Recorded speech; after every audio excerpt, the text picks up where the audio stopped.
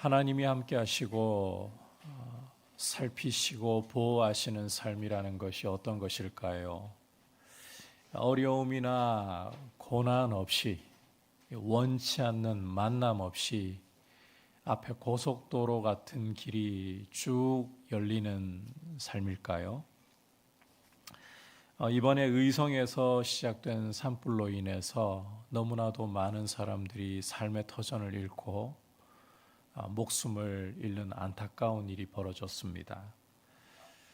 그 피해의 현장 속에 있던 교회들 역시 예외 없이 불에 타고 동일하게 고스란히 피해를 보았습니다. 여러분, 하나님이 함께 하시지 않기 때문에, 하나님이 돌보시거나 보호하시지 않기 때문에 이러한 일이 일어났을까요? 결코 그렇게 함부로 말할 수 없습니다. 인생은 그렇게 간단한 게 아닙니다.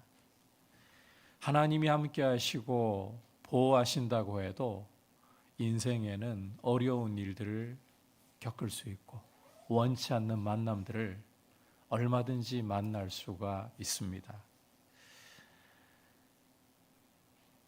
압살롬의 반란으로 피난길에 오른 다윗의 모습을 통해서 우리는 이 모습을 분명하게 엿볼 수가 있습니다.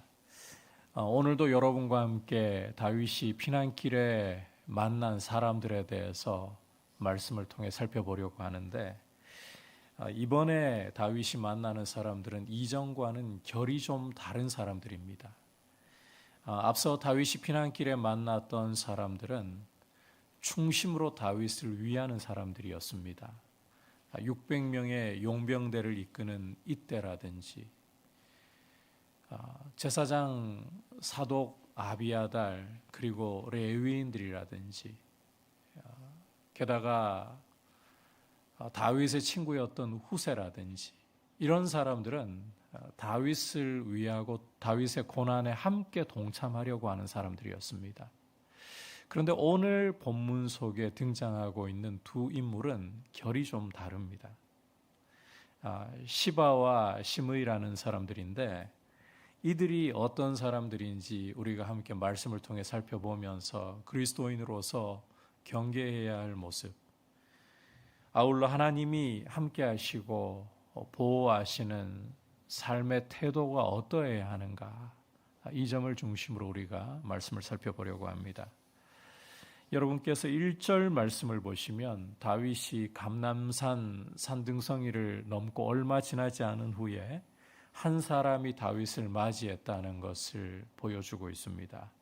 그 사람은 무비보셋의 종 시바였는데, 그는 안장 지운 나귀 2마리에 먹고 마실 것을 싣고 다윗 일행을 기다리고 있었습니다. 시바를 본 다윗은 그가 가져온 선물에도 불구하고, 피난길에 꼭 필요한 선물임에도 불구하고 그저 반가워하지 않았습니다. 그는 2절에서 보는 바와 같이 내가 무슨 뜻으로 이것을 가져왔느냐라고 의구심을 가지고서 물었습니다. 이에 시바는 다음과 같은 대답으로 다윗의 의구심을 풀려고 합니다. 2절 후반부에서 보듯이 나귀는 왕의 가족들이 타게 하고 떡과 과일은 청년들이 먹게 하고 포도주는 들에서 피곤한 자들에게 마시게 하려 함입니다 라고 대답을 합니다. 하지만 다윗의 의구심은 아직도 풀리지 않았습니다. 그 이유는 시바가 앞서 본 것처럼 무비보셋의 종이기 때문인데, 정작 주인인 무비보셋은 보이지 않고 종인 시바만 다윗을 맞이했기 때문이었습니다. 따라서 다윗은 시바에게 보다 직설적으로 3절 전반부에서 보는 것처럼 내 주인의 아들이 무비보셋이 어디 있느냐라고 묻습니다. 참고로 무비보셋은 요나단의 아들입니다.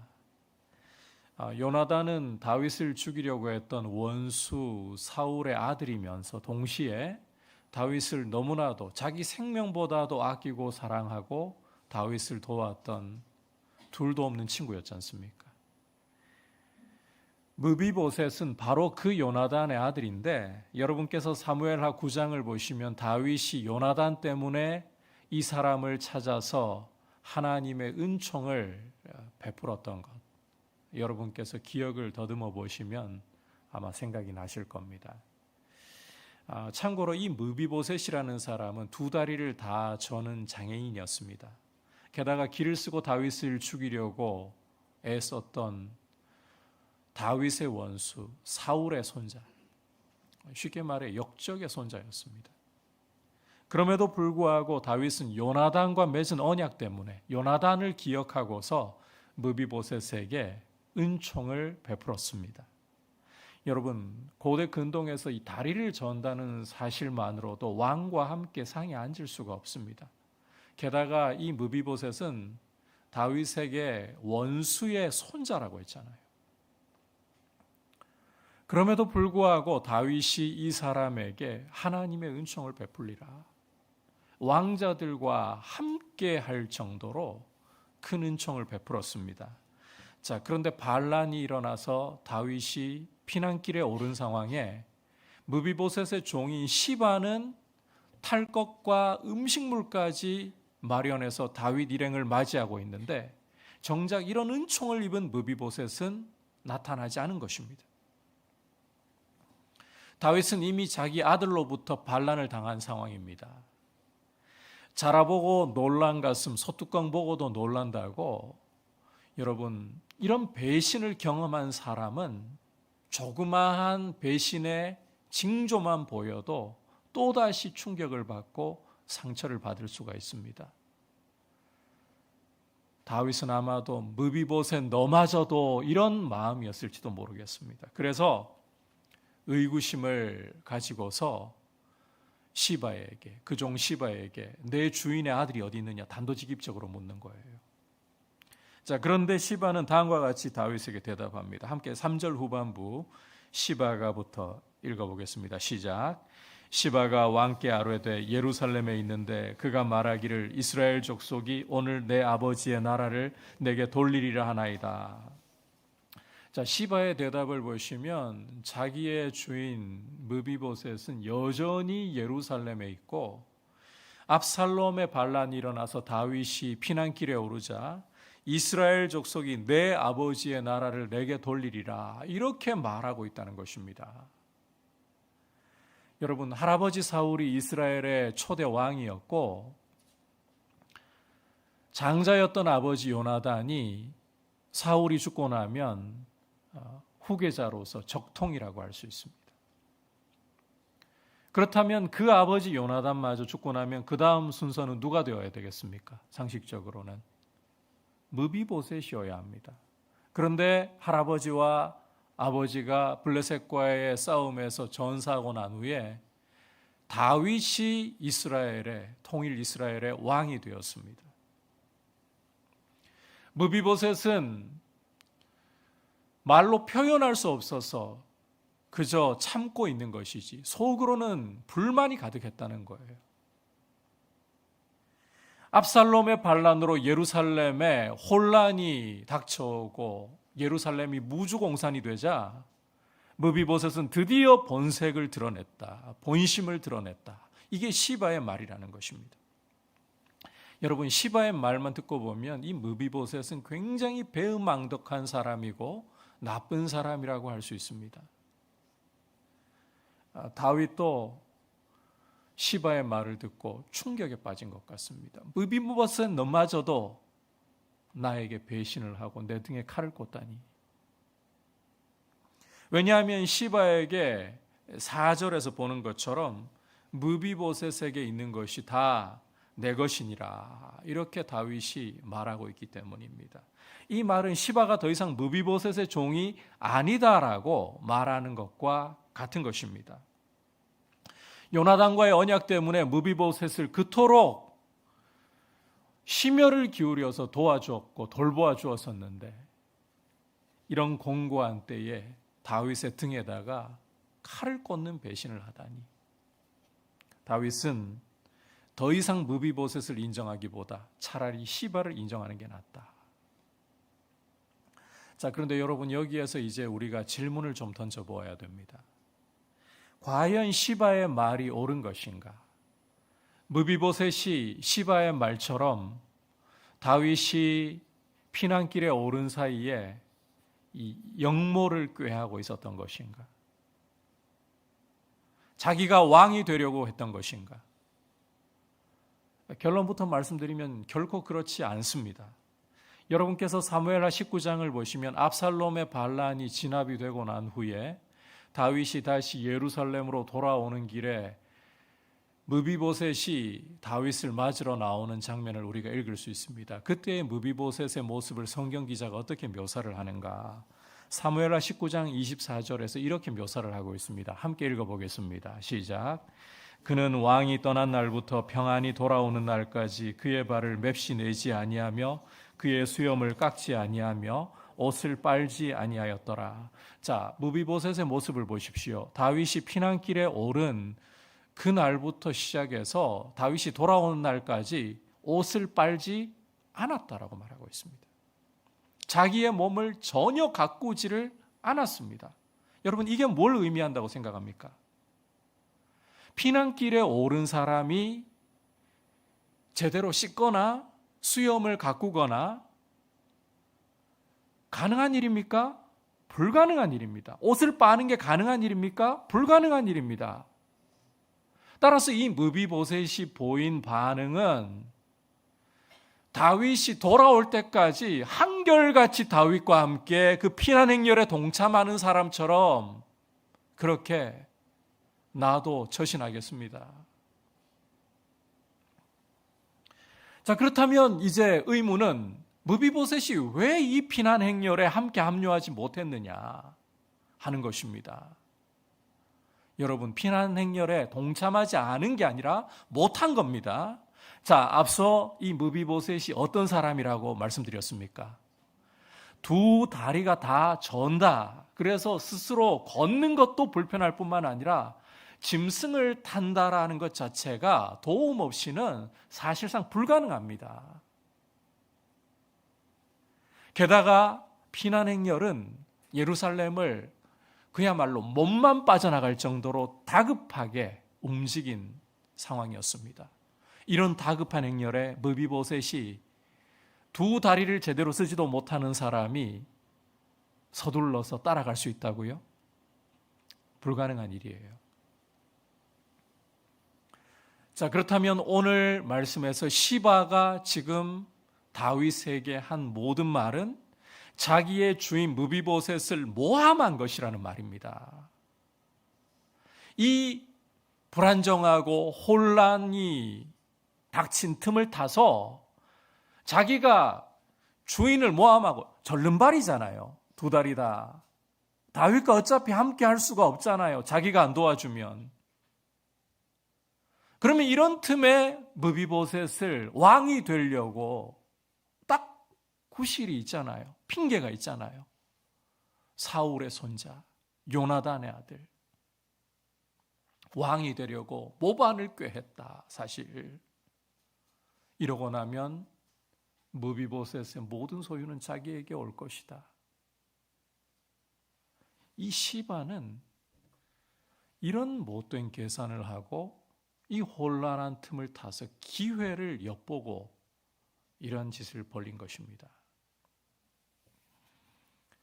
상황이 혼란스럽고 이 불행이 닥쳐온 사이에 자기 이익을 위해서 기회를 엿보고 기회를 활용하는 기회주의자.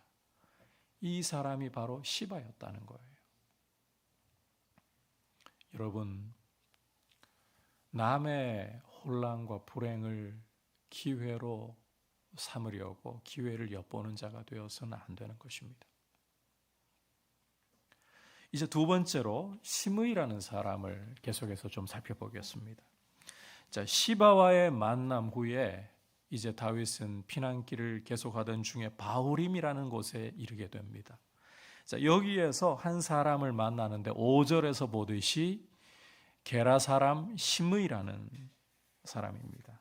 그에 대해서 성경 기자는 사울의 친족이었다라고 묘사를 하고 있습니다. 자, 이 사람이 다윗에게 어떻게 하는가를 우리가 주목을 해보아야 하는데 5절 끝부분 그가 나오면서부터 8절까지 함께 길지만 읽어보도록 하겠습니다. 시작. 그가 나오면서 계속하여 저주하고 또 다윗과 다윗 왕의 모든 신하들을 향하여 돌을 던지니 그때의 모든 백성과 용사들은 다 왕의 좌우에 있었더라. 심의가 저주하는 가운데에 이와 같이 말하니라. 피를 흘린 자여 사악한 자여 가거라 가거라. 사울의 족속의 모든 피를 여호와께서 내게로 돌리셨도다. 그를 이어서 내가 왕이 되었으나 여호와께서 나라를 내 아들 압살롬의 손에 넘기셨도다. 보라, 너는 피를 흘린 자이므로 화를 자초하였느니라. 다윗이 권좌에 있을 때에는 찍소리도 못했던 사람입니다. 그런데 다윗이 지금 화를 입고 피난길에 오르자 이 시므이라는 사람은 저주를 퍼붓고 다윗 일행에게 돌을 던지고 있습니다. 그는 다윗을 향해서 피 흘린 자여, 사악한 자여라고 하면서 저주를 퍼붓고 있습니다. 게다가 사울 족속의 모든 피를 여호와께서 내게 돌리셨다. 너는 피를 흘린 자이므로 화를 자초했다라고 하면서 돌까지 던져대고 있습니다. 여러분, 시므이가 저주하는 것처럼 다윗이 피를 흘렸다라는 것은 부정할 수가 없습니다. 왜냐하면 바세바를 취하기 위해서 충신 중에서도 충신이었던 우리아를 치졸한 방법으로, 자기 손에 피를 안 묻히는 방법으로 피를 흘리게 만들었기 때문입니다. 그러나 시므이가 비난하고 저주하는 것처럼 사울 족속의 모든 피를 흘렸다. 이것은 전혀 근거가 없는 말입니다. 여러분께서 사무엘상 24장과 26장을 참고해 보면 다윗은 사울을 죽일 수 있는 절호의 기회가 2번이나 주어졌습니다.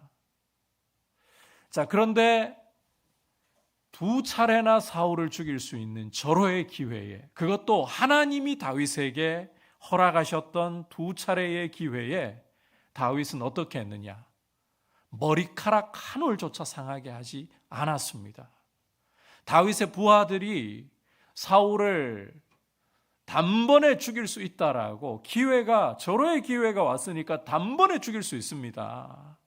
그러나 다윗은 오히려 그들을 막고 꾸짖었을 뿐 조금도 사울을 상하게 하려 하지 않았습니다. 여호와의 기름 부음 받은 자를 내가 해야 하는 것을 여호와께서 허락하지 않으신다.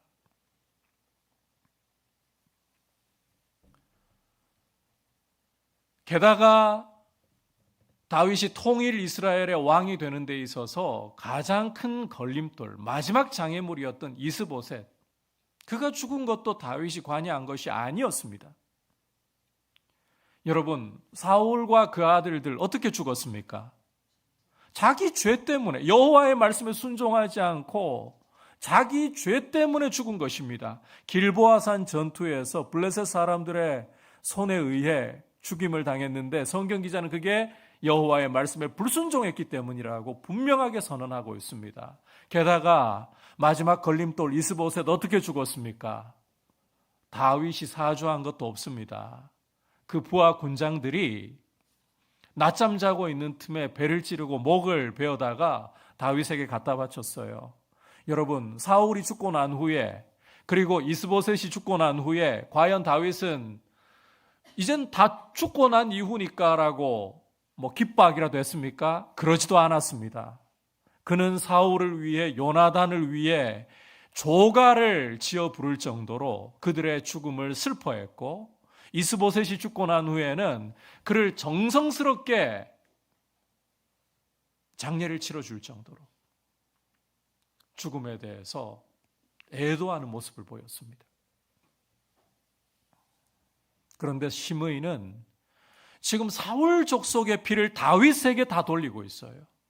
다윗을 저주하고 다윗에게 돌까지 던지고 있어요. 다시 말해 이 사람은 근거 없는 뜬 소문에 사로잡혀 있고 자기의 맹신에 사로잡혀서 다윗을 이렇게 함부로 대하고 있다는 것입니다. 앞서 말씀드린 것처럼 다윗이 권좌에 있을 때는 찍소리도 못했습니다. 그런데 이제 압살롬의 반란이 일어나고 다윗이 피난길에 오르는 이런 혼란과 이런 공고에 처하자 그는 다윗에게 기회를 찾았다, 기회를 잡았다, 그러면서 고통을 더 가중시키는 일을 하고 있다는 거예요.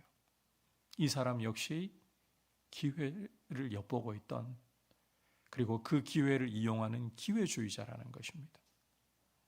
여러분, 우리 그리스도인들은 뜬 소문이나 자기의 맹신에 사로잡혀서 엉뚱한 짓을 해서는 안 돼요.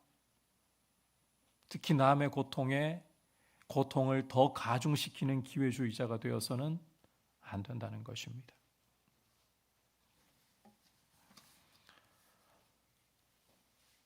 지난 시간 우리가 기드론 시내를 건넌 후에 다윗 일행을 제사장 사독과 아비아달, 레위인들이 언약궤를 메고 와서 기다리고 있는 것을 보았습니다.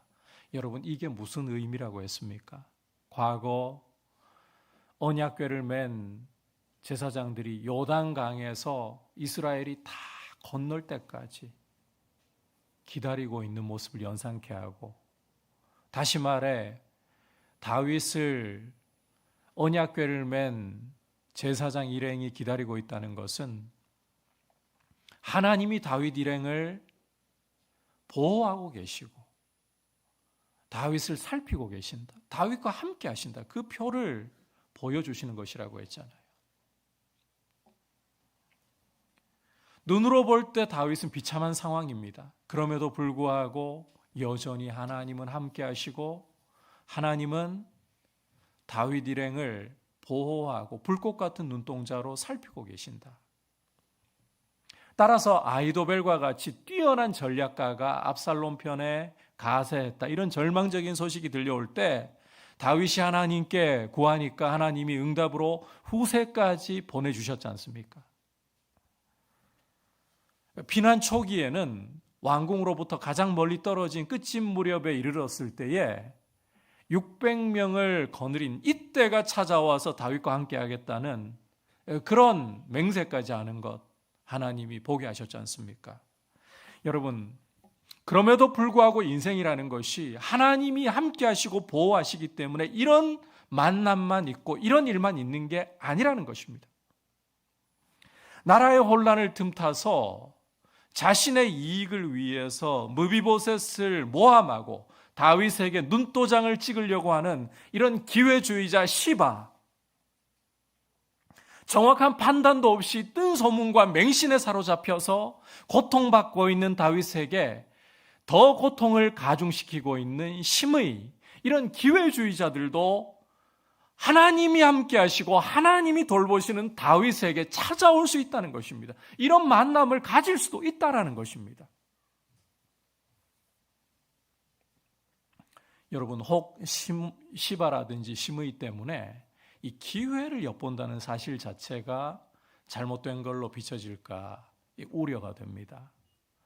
자, 기회를 엿본다는 것 자체는 잘못되었다라고 할 수는 없습니다. 사람은 누구나 이 자신의 어떤 목적을 이루기 위해 기회를 엿볼 수 있습니다. 그 자체는 잘못된 게 아니에요. 우리가 다음 시간에 보겠지만 하나님의 기도의 응답으로 다윗에게 주어졌던 후세라는 인물, 이 사람은 아히도벨의 모략을 파하기 위해 기회를 엿보는 옳은 일을 합니다. 그러니까 이 기회를 엿본다는 사실 자체가 잘못된 게 아니라 무엇을 위해 기회를 엿볼 것인가, 어떠한 목적을 가지고 기회를 엿보는가, 이게 문제라는 거예요. 시바와 시므이는 자기 이익을 위해서, 근거도 없는 뜬 소문 가지고 고통을 가중시키는 일을 위해서 기회를 엿보았기 때문에 잘못되었다는 것입니다.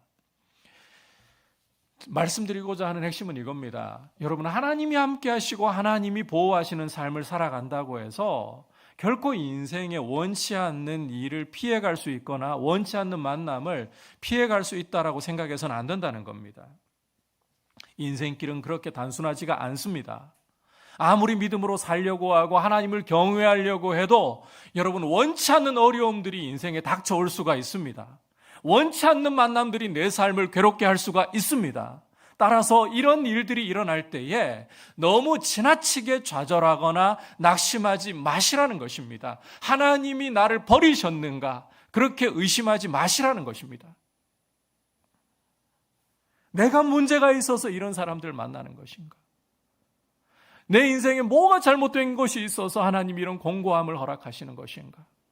너무 자책하지 마십시오. 불안과 두려움에 너무 짓눌리지도 마십시오.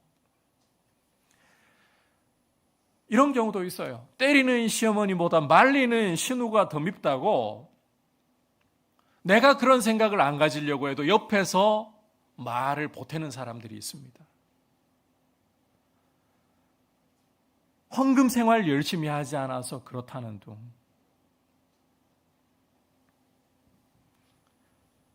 봉사 생활 열심히 하지 않아서 그렇다는 둥, 죄 짓고 회개하지 않아서 이런 일이 닥친다는 둥.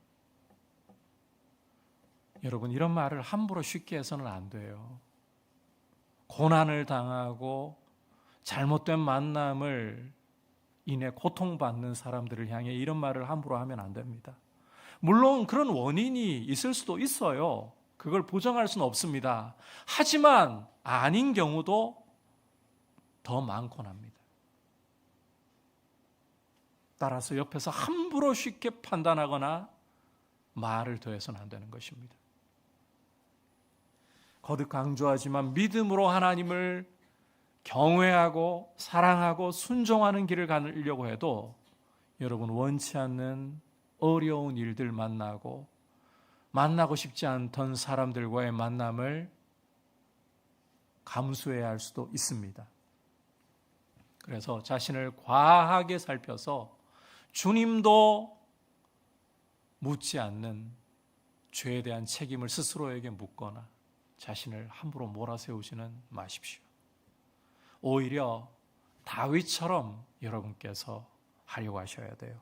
자, 9절을 보시면 시므이가 다윗을 저주하고 돌을 던지자 스루야의 아들 아비새가 건너가서 저 죽은 개 같은 시므이의 머리를 베게 해달라고 다윗에게 구합니다.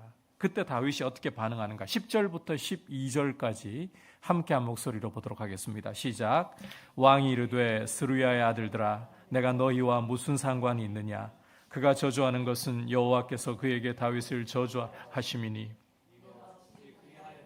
할 자가 누구겠느냐 하고, 또 다윗의 아비새와 모든 신하들에게 이르되 난 아들도 내 생명을 해하려 하거든 하물며 이 베냐민 사람이랴.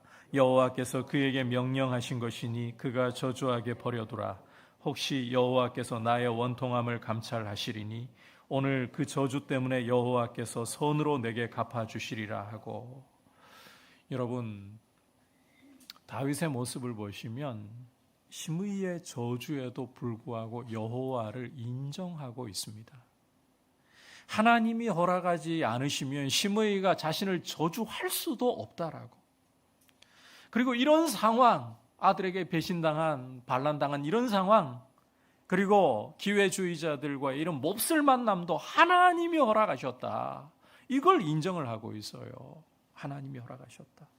자기 몸에서 난 아들조차 자기를 죽이려고 하는 판국에 이 시므이라는 자가 이 베냐민 사람의 저주야 오죽하랴 그냥 두라. 하지만 이것은 절대로 좌절하거나 자포자기해서 하는 말이 아닙니다.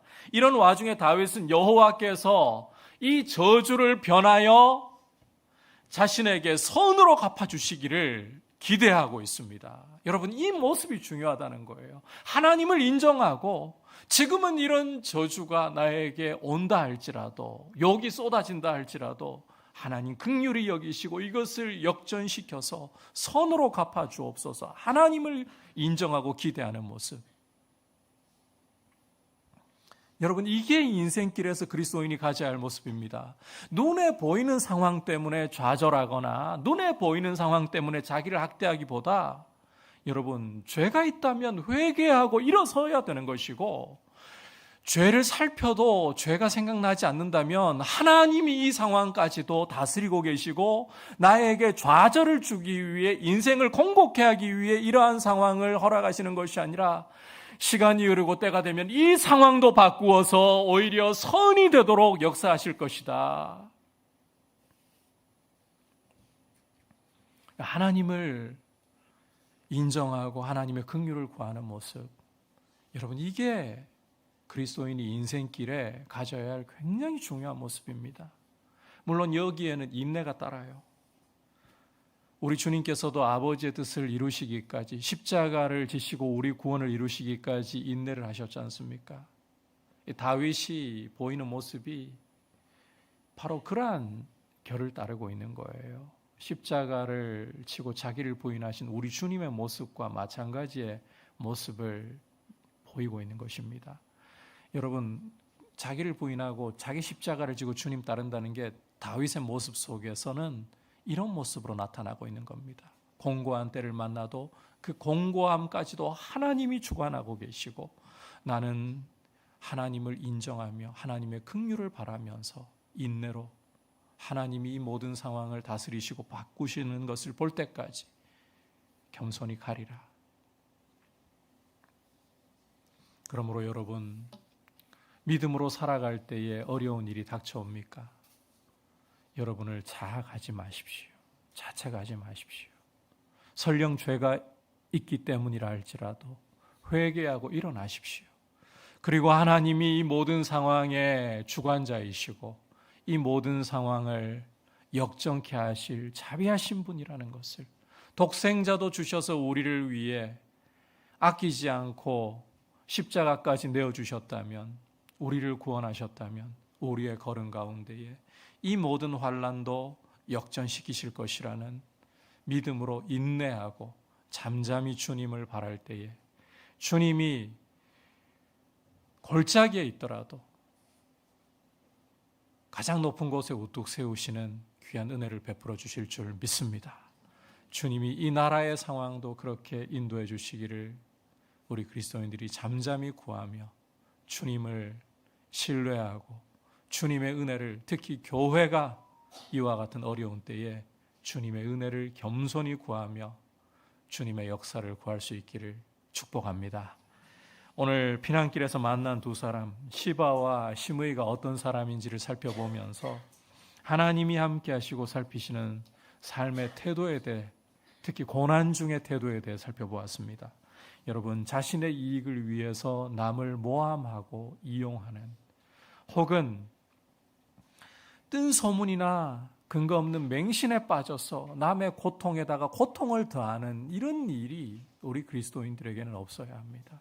이런 일을 경계하고 피할 수 있기를 바랍니다. 아울러 하나님이 함께 하시더라도 원치 않는 상황, 원치 않는 만남 얼마든지 우리가 겪을 수가 있습니다. 그럴 때에 자학하기보다, 자책하기보다 죄가 있다면 회개하고 일어서고, 죄가 생각나지 않는다면 하나님을 인정하면서 인내로 끝까지 하나님의 긍휼을 구하며 나아갈 때에 하나님의 역사를 볼 줄 믿습니다. 그러한 은혜 가운데 굳세게 서 계시기를 축복합니다.